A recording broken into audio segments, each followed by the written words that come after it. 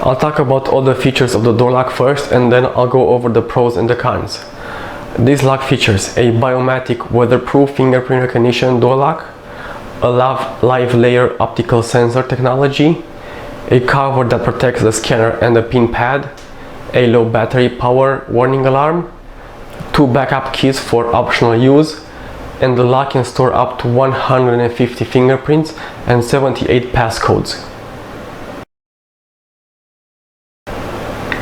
The door lock is accurate and it's easy to install.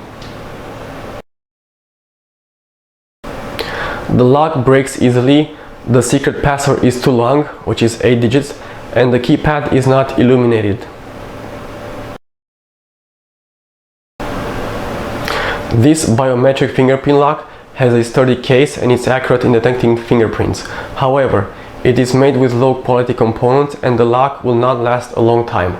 The Samsung P718 is a much better option in terms of quality and durability.